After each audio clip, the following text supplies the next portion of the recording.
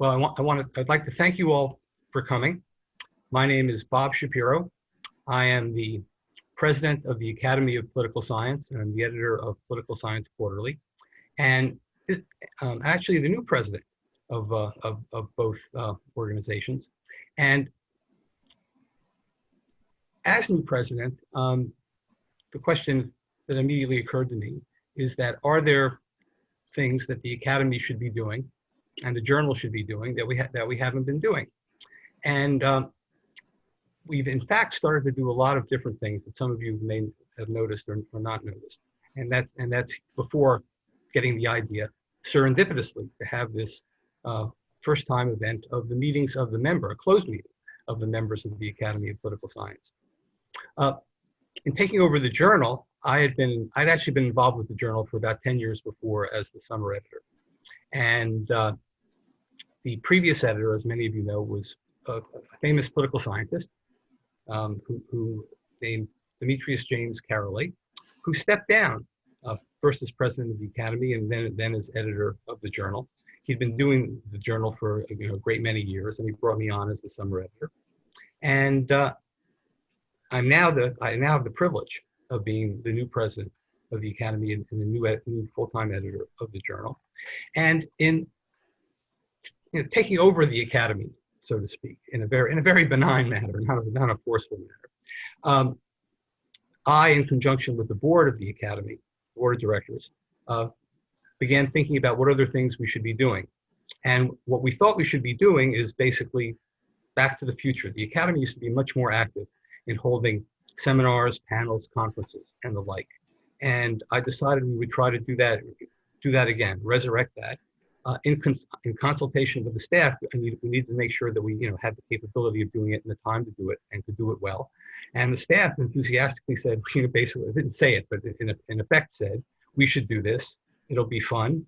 It'll be a difference, from our usual more administrative kind of work. And so what we began doing was the first thing we did is we thought we would begin partnering with other organizations to hold these various kinds of events. And the first major thing we did, as some of you may know, is establish a panel series on election 2020, which we completed in the fall. We actually were able to get 2 in-person sessions in, followed by, thanks to the pandemic, shifting to online sessions. And we had one session in person on fake news, another on the New Hampshire primary and the Iowa caucus.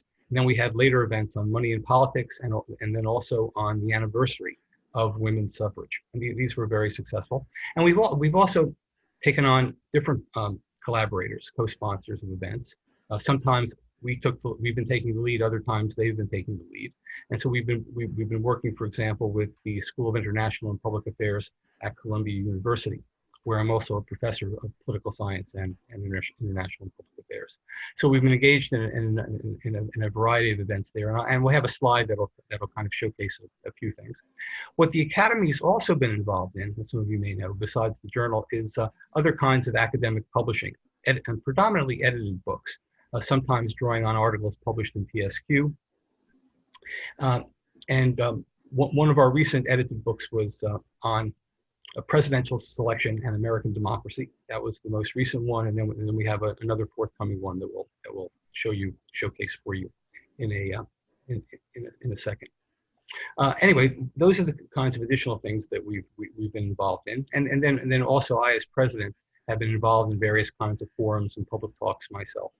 Now, this particular event was it was really serendipitous. That is, we were doing a lot of online forums and conferences and seminars, and it occurred to us, well, maybe we should use Zoom as a vehicle for having online meetings and events for Academy members only. And so this is the first of what could be a number of things. Also, this is an occasion for me to ask you about if we should do this kind of thing further, or if there are other kinds of things that you think the Academy should be involved in, or PSQ should be involved in. For example, things like having authors of articles in PSQ give presentations to members of the Academy, or having a book author whose book we reviewed give a presentation online to members of the Academy. Anyway, it's my way of saying we're open to any and all suggestions of things involving online events of this sort that we could be doing that we haven't done before. And this is different from, what we've had yearly a members annual meeting where basically few of any members show up to the meeting, whereas these kinds of online events are an occasion for a good number of members to attend these kinds of things. So what I want to do today, beyond talking about the journal and also the Academy of Political Sciences, I'm going to talk about the current election. But before I do that, what I'd like to do is introduce the staff of the Academy, and we'll start with Marylena Mantas.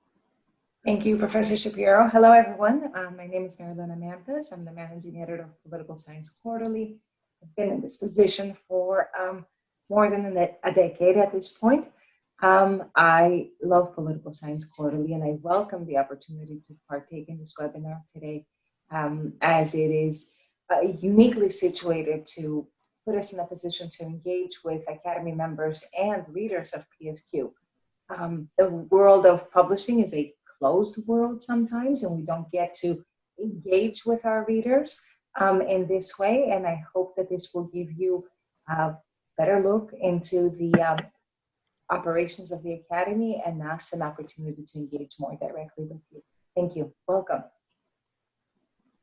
Hi, I'm Marianna Palumbo. I am the special assistant at the Academy. I've been here a little over a year, and my job kind of changes day to day depending on what the Academy is working on and what responsibilities I have for PSQ. So I do a little bit of everything, so I'm happy to be here tonight. Hello, I'm Loren Kando, Vice President for Operations and Executive Director at the Academy, and thank you so much for joining us today. Before Professor Shapiro resumes the presentation, I have one announcement at this time. So Professor Shapiro's talk of approximately 15 minutes or so will be followed by a question and answer segment. We've received questions submitted in advance by members of the Academy, and we thank you for those questions. Using the icons at the bottom of your screens, you may also type questions into the Q&A box. If you would like to speak your question instead, you may use the raise hand feature. We will invite you to unmute yourself to ask a question out loud. We're using this feature for the first time, and we hope you'll find it engaging and interactive. Lastly, there is a chat box for sharing comments that don't require answers, and we have actually one member who shared with us of the idea of having authors do presentations virtually, and I think we agree with you, and I think we will be working on those types of events. So thank you for sharing that in the chat. Back to you, Professor Shapiro. Okay, thank you. The one thing I want to say further is the staff, very modestly introduce themselves. They really make the place work on all fronts. I really want to thank them, publicly here for that. We haven't had the occasion for a while to be together working in the office. Marianna Palumbo is actually in the office. Okay, so what you see on the screen here kind of showcases these things that the Academy does. The first thing on the left is obviously Political Science Quarterly, which is really the this is the showcase of the Academy. I think of it as sort of as the franchise. It's the oldest political science journal in the United States. It has a very long, esteemed history to it, and that's why I'm very honored to be the editor of the journal. What you see there, you may not be able to read it very clearly, but it's actually the fall issue. And I just want to point out that the fall issue, below the first article by Matt Grossman are other articles that deal with various topics in international affairs and comparative politics, political trust in Turkey, nuclear weapons in China, and so forth. I mean, these are articles in areas that appear very prominently in Political Science Quarterly, and then also we have articles, of course, on American politics. And the article by Matt Grossman is the lead article for a particular reason. It's the lead article because we're in an election year, and it deals of, its title is "The Limits of the Conservative Revolution in the State," which reminds us of a couple of things. One is what happens in the states are very important, and I'm going to be talking about the election and the Electoral College, where states are important as well. But what happened in 2016 was sort of with the election of Donald Trump. That was a culmination of a resurgence of the Republican Party, and that resurgence occurred very heavily in the American states. That led, and this was the common wisdom. It led to more conservative policies in the states. That is, during this period, Republicans began taking over, had unified control of state governments, control of the legislature and also the governorship, and can do all manners of things. And they did Republicans enacted a lot of conservative policies. Elections have consequences, as we know. That's the way a democracy works. And the common wisdom was they did a lot of conservative things like restrictions on abortion, voting requirements, and the things that might be perceived as restrictive. And also, the Republican governments and states really, I'll just maybe exaggerate, really hammered labor unions. And these particular aspects of current politics we could talk about later if you want to. But I refer to that as sort of a common wisdom, because Matt Grossman argues that there were limits to that. Apparently, there were things going on that were conservative, but there was a lot going on that was much more liberal in the way of state referenda and initiatives on things like legalizing marijuana, things like forcing states to expand Medicare, and then of course there were gay rights and things related to gay rights and gay marriage and so forth, proceeding with what's happened at the federal level, and in the courts, and then also just in terms of what state governments do to provide services for their residents. There were a lot of liberal type initiatives that occurred that the Republicans and conservatives couldn't stop, even if they wanted to. In some cases, were part and parcel of doing those kinds of things. Anyway, that's the lead article, and it was there for, I think, a good reason. Grossman has written a related book on the topic as well. With regard to American Academy of Political Science books, I mentioned the presidential selection process and democracy edited book from last year. And then the one that's coming up is called Technology, the Economy, and the Greater Good, which is the proceedings and some additional writing from a conference that we co-sponsored called the Greater Good Gathering with a number of co-sponsors. We were not actually the lead sponsor. Eric Schnurr is the fellow who spearheaded the Greater Good Gathering. But we're the ones who are the spearhead of any publication that comes from these kinds of things. Our forte is publications. Also, for a lot of the conferences and events that we've had, on the right-hand side of the slide. We've often published summaries and even transcripts of those kinds of things, of those events as well, to make them available to our members, and actually more generally as well. And in some cases, we've put videos online for parts of these sessions, and sometimes all of them. And in any case, some of the ongoing conferences and events are listed there. We're going to be continuing our election 2020 panels, beginning hopefully by the end of this month. We'll have the first one, and then there'll be others in October and November. So keep your eye out for that, for those if you think you'll be interested in that. Okay, what I want to turn to now is the 2020 election. Okay, now this is where our technology may have a little glitch. We may have a rough transition here, so let's see what happens. Okay, not moving here. Oh, here we go. Okay. Now, as you see on the screen, there's this very unexciting title called Election Arithmetic. It may not sound exciting, but it's really the name of the game when it comes to the presidential election in the United States, as you all know. And it's not just the national vote total that matters. Well, the national vote total doesn't matter. It's the Electoral College that matters. And so this obviously previews that I'm going to be focusing here on the Electoral College. Nope, it's not moving. Okay. Now, there's been this obvious tension. I don't need to tell you this. You all know this, between the electoral vote and the popular vote in the United States since the 1992 election. Actually, it began with the 2000 election, where George W. Bush was elected with a majority of the electoral vote, but not with a majority of the popular vote. And it was obviously a very controversial election. So this kind of sets the stage for the 2016 election, and right now, of course, the 2020 election that's followed. Now, the number of electoral votes in each, as you know, is equal to the number of senators and House members that each state has, with the District of Columbia having 3 electoral votes. Okay, that's the background there.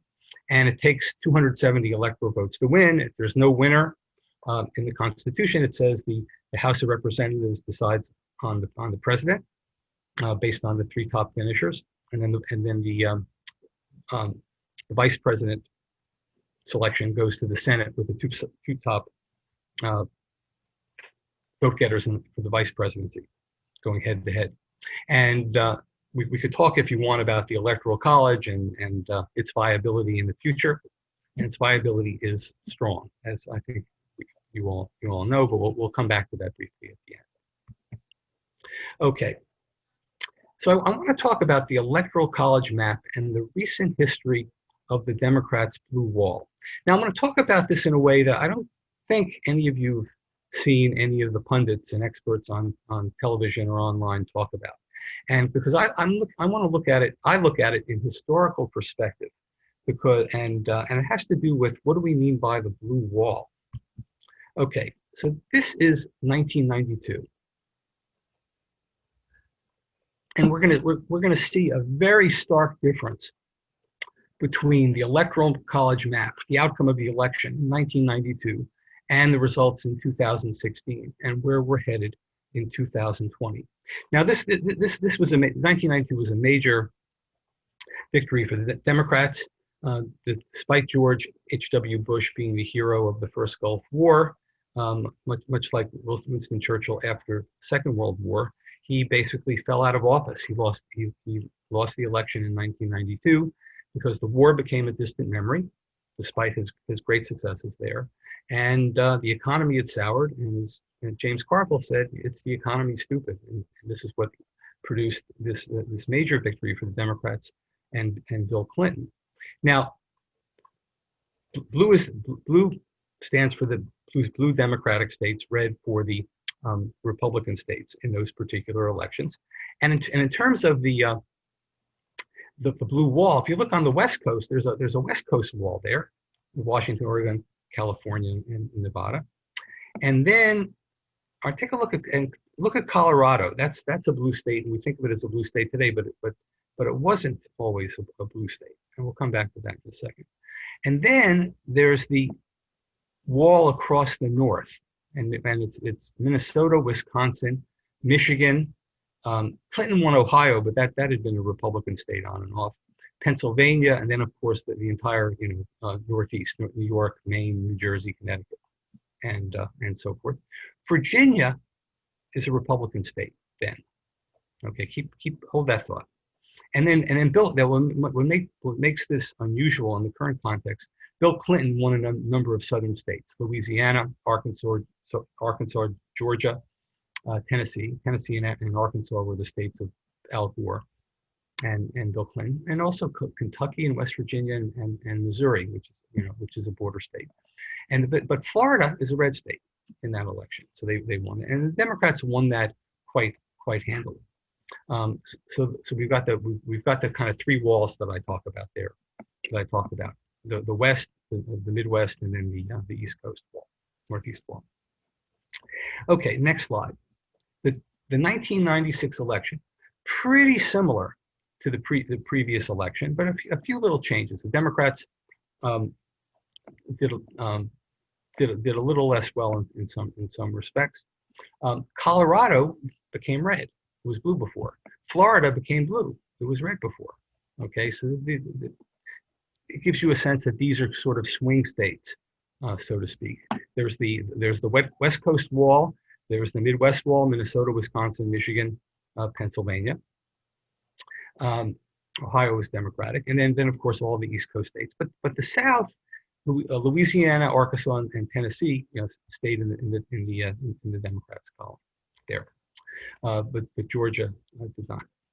Okay, so that's 1996. So we see the Democrats getting a lot of support from basically all parts of the country, except for parts of a big chunk of the South here, and then a big parts of the West, and of course Texas is part of the South. But this electoral map starts to change. The 2000 election. Now, my first reaction when I see this going from 1996 is like, whoa, the South is all Republican.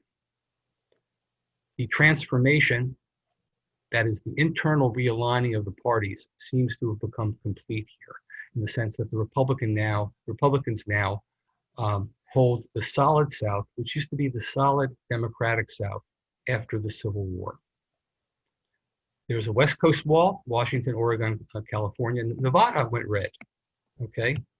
New Mexico's blue. But the northern wall, Minnesota, Wisconsin, Pennsylvania, Michigan, Pennsylvania, and then all of the East Coast states held up, although New Hampshire didn't. Okay, now in the 2000 election, there was all the ruckus was about Florida. Gore won the popular vote. It really came down to the vote count in Florida, the Bush v. Gore Supreme Court case that led the court to rule in a one-time only ruling that the election was over and that the vote count stopped, and George Bush became president of the United States by 5 electoral votes, 271 to 266. And so everybody focuses on Florida here, but of course, if you think closely about this, the Democrats just needed one other state, and a state that they had before. If they had won New Hampshire, Gore would be president. If they had won Gore's own home state of Tennessee, he would be president. So there were a lot of different possibilities here, but everything came down to Florida. But what this election showed is that the parties now were really competitive in presidential elections. And just to give you a little perspective on this, we have to keep in mind the backdrop for this is increasing partisan conflict in American politics. That it's of the sort that exists today. It would have existed today if Trump hadn't been elected president of the United States. There was a lot going on, but the emotional level of that partisan conflict, in a sense, came to the head during the impeachment of Bill Clinton. Okay, I mean, we could talk about why Gore lost, and obviously Clinton being impeached had tarnished the Democratic Party and Bill Clinton in particular, and it rubbed off on Gore as well. That is, there was a lot of partisan conflict going on, even though the presidential campaign, certainly by current standards, was basically relatively benign and friendly between Gore and George W. Bush. But now we really have tight competition for the presidency here. What we also have at the same time, you have to keep in mind, is that beginning in 1980, both parties became competitive for control of the Senate. Prior to 1980, the Democrats could win the presidency one presidential election year, lose in another. The Republicans could control the presidency, but the Republicans could never control the House and the Senate at the same time and have unified Republican government. Beginning in 1980, they became competitive for the Senate. Beginning in 1994, that devastating for the Democrats midterm congressional election for Clinton showed that the Democrats were competitive for control of the House. It meant that either the Republicans or the Democrats now could have unified control of government and basically dominate policymaking, and also Supreme Court judge appointments. So we have close elections, strong partisan conflict between the parties, which we can talk about. We can talk about the history of that if you want as well, but we see it right front and center in front of us now in current politics. But we have things that are really close, where the Electoral College results were just, the presidency was decided by 5 electoral votes in 2000. And since then, these elections have the potential for being this close in the context of either party able to control all branches of government and indicating that the elections could have consequences because if one party controls all the levers of government, they can enact their policy agenda. And the policy agendas of both parties now are much more ideological. Republicans are more conservative, distinctively conservative agenda. Democrats a more distinctively liberal agenda. And we see that right front and center in front of us. Okay, let's jump ahead to 2004. But before we do that, please take note that Colorado and Virginia are red states. Okay, there's going to be some shuffling around now. 2004, Colorado and Virginia are still red states. Bush wins by a larger margin. He basically wins a great many more states. The Democrats keep it close just by virtue of winning California and New York and Pennsylvania and Illinois that have a large number of electoral votes. So we see basically an electoral map that looks pretty similar to the electoral map today, and we're going to come back to that in a second. But there's some interesting transformations that occurred that make the competition close in different ways. 2008, big win for Barack Obama. We can all kind of recall some of us can recall that history quite well. Big change here. Colorado and Virginia become Democratic states now, and also North Carolina and Indiana and Ohio were Democratic. That's why this victory became so lopsided for the Democrats.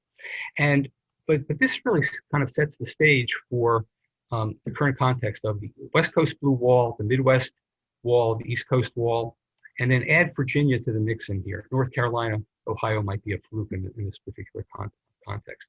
Iowa here, by the way, is a blue state. Okay, 2012. Okay, Indiana and North Carolina revert to becoming Republican. Colorado and Virginia stay Democratic. It's looking as though Colorado and Virginia are becoming blue states. But in that context, you have the Republican in control of the South. Obama wins Florida, but Florida has the potential for bouncing around as well. And then also Nevada and New Mexico become more deeply entrenched Democratic states. And then New Hampshire up there is blue. Okay, now we're in the 2016 election. Donald Trump's great victory. The nature of the electoral map now has Colorado and Virginia as Democratic states. The South is predominantly Republican. Florida has gone red. The big change, the thing that was decisive, the reason why the Democrats lost is because the blue wall fell. That is, Wisconsin, Michigan, and Pennsylvania went Republican. And that made all the difference. The interesting thing to note here is that Trump did not need all three states. All he needed was one of those states to maintain his electoral margin. Okay, that's something very important to keep in mind, because now this is setting the stage for the current election, and and my description here is basically telling you how I think about the elections. That is, in terms of what are the red states, what are the blue states, and what are the states to watch. The red states that I consider to be deeply entrenched red states. Now, keep in mind, we could have said that in the past about Wisconsin, Michigan, and Pennsylvania, so we have to take that with a little grain of salt as well. But the West Coast has been consistently Democratic. The East Coast, for the most part, consistently Democratic. Maine is a little red here because one congressional district was won by Trump in the election. Both Nevada and Maine allow for electors to be allocated by congressional district. And Obama had actually picked up one of Nebraska's in 2008 as well. But the action now is, how can the Democrats make up for their loss in 2016? And the simple way for them to do it is to win back Wisconsin, Michigan, and Pennsylvania. That would be enough. What that tells us is that they could win the 2020 election by winning only those three states, which they lost by under 90,000 votes. These were very close. And we can state firmly, if they win those 3 states, and this was why I, among everybody else, so to speak, thought Hillary Clinton could win, because we knew just by the arithmetic that the Democrats did not need Florida, they did not need North Carolina, they did not need Ohio, they did not need Iowa, as long as they the big difference between 2016 and the early period is Colorado and Virginia are blue states, and they weren't before, and that changes things, and it gives the Democrats more ways of winning the electoral vote, so to speak. So I'm just going to say it again. You know, everybody talks about Florida, North Carolina, Ohio. We're talking about Arizona now. We're talking about, people are speculating about Texas. They're speculating about Georgia. But the Democrats don't need any of those states if they can win back Michigan, and Wisconsin, Michigan, and Pennsylvania. However, if they can't win those 3, that's why we need to watch what's going on in Arizona and North Carolina, and especially Florida, which could make up for that. So that's the numbers game here. And so when anyone asks me about the election and who's going to win, my way of thinking about this is that compared to 2016, the Democrats need those 3 states. The 2018 election suggested that the Democrats could mobilize their base that didn't come out for Hillary Clinton in 2016 in those 3 states, and that could make all the difference. Or some disgruntled Republicans in those places could abandon Trump and either not vote for Trump, or not vote for Trump and vote for Biden. That could make a difference as well. And so this could make for a very close election. And in terms of where we are now, the latest polls suggest a couple things. One is Biden is ahead in the popular vote. I think it's probably a safe prediction that he's going to win the popular vote, but that's completely irrelevant. The electoral vote is what matters. He can win by 6 percentage points and can still conceivably lose the electoral vote. He could get twice. I'd expect him to get twice his lead over Trump. I expect to be twice the number of votes that compared to Hillary Clinton. But it really comes down to those states, and in these states right now, we basically have a very close race with Biden ahead by a couple points in those states. But Hillary was ahead in those states. There were problems with the polls. We can talk about the problems with the polls, but some of the correctives have been put in place, and which suggests to me some of those polls are going to be more reliable now. But we have, by virtue of this, a very close election here. And we're focusing on the electoral arithmetic because of the Electoral College. Now we could talk about the control of the House of Representatives and control of the Senate. It looks like the Democrats will maintain control of the House. The Senate could be up for grabs. We can talk about further about the opportunities that the Democrats have there. They need to pick up, if they win the presidency, they need to pick up 3 Senate seats to control the Senate, because the vice president would be the decisive vote. Or if they lose the presidency, if Trump wins, they need 4. And there are different possible scenarios here that could play out. Of course, we're still left with the question, well, what about this Electoral College? Is it bad for America or what? We can talk about that. The Electoral College is here to stay because it would take a constitutional amendment to change it.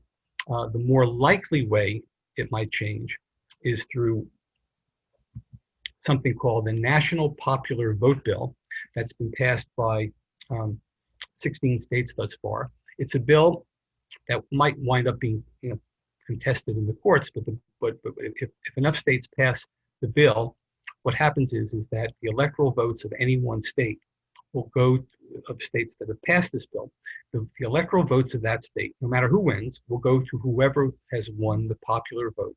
And this bill will become law. It's stipulated in the bill that it becomes law once enough states pass it, that are states whose electoral votes add up to 270. And so that's a way of bypassing the Electoral College by state law without having to change the Constitution. Of course, if it did pass, it'll certainly wind up in the courts to determine whether or not it's constitutional or not.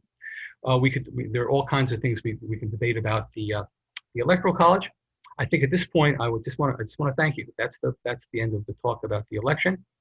If you have, I'd like to take questions about the election, about this talk, and also if you have questions about the Academy or Political Science Quarterly. And there's some questions that have been sent to us